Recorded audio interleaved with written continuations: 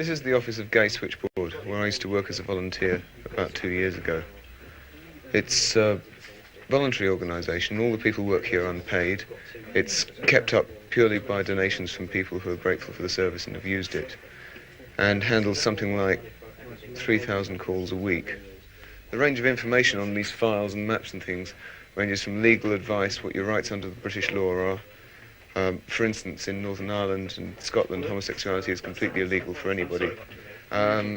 Medical advice, accommodation, then a whole gamut of groups and clubs and places where people can go. So once somebody knows the number 8377324, they've got access to all the rest of that information 24 hours a day. Oh, Gay Switchboard, can I help you? Good evening. Say no more. There is exactly the organisation you need. It's called Parents' Inquiry, and there's a lady called Mrs. Rose Robertson who runs it. And I'll just dig through and find you the exact telephone number and address.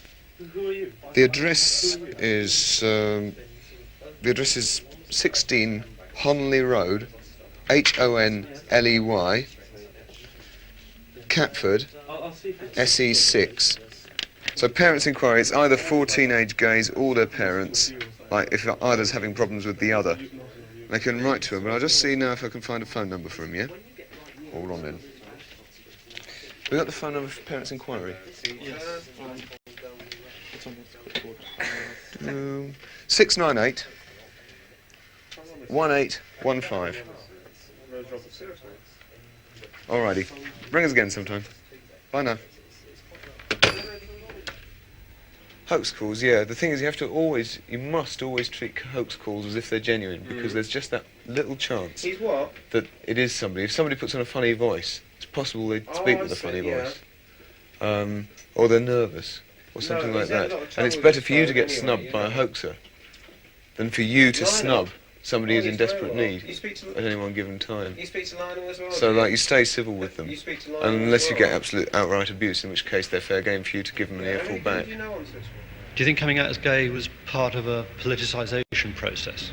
Certainly, because like, if you're getting into trouble because of it, if you're getting on the wrong side of the law, or on the wrong side of society, or respectable, or publicly acceptable behaviour, then you start realising that the things you encounter on account of that aren't exclusive to you, but that certain other parts of the public are getting it in different ways and for different reasons, but off the same people.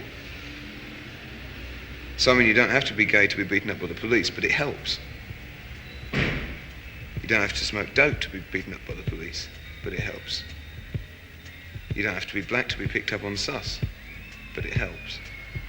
You don't realise it happens until you look for it. The British police are the best in the world. I don't believe one of these stories I've heard about the raiding gay pubs for no reason at all, lining the customers up by the wall, picking out people, knocking them down, resisting arrest as they're kicked on the ground, searching their houses, calling them queer. I don't believe that sort of thing happens here.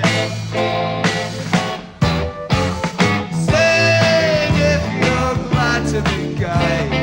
Sing if you're happy that way. Hey, sing if you're glad to be gay. Sing if you're happy that way.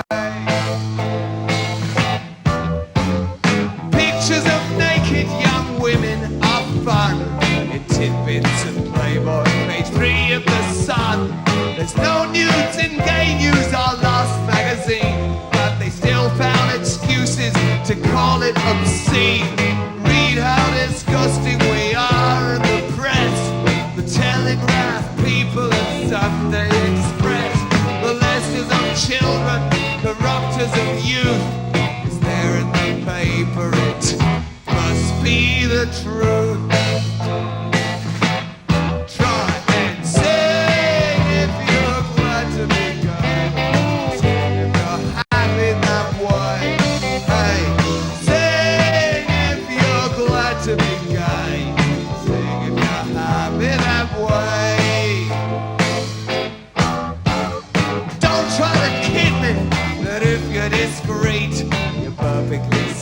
as you walk down the street.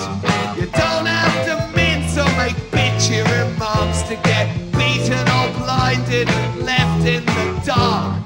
I had a friend who was gentle and short. He was lonely one evening and went for a walk. Queer bashers caught him, kicked in his teeth. Was only hospitalized for a week. Sing if you're glad to be gay. Sing if you're happy that way. Hey, sing if you're glad to be gay. Sing if you're happy that way. And sit back and watch as they close down our clubs. Arrest us for meeting and smash up our pubs. Make sure your boyfriend's at least 21. And if you're a lesbian, don't be a mum. Lie to your workmates, lie to your folks. Put down the Queens and tell anti-queer jokes. Gay lives ridiculous, join their laughter. The buggers are legal now. What more are they after?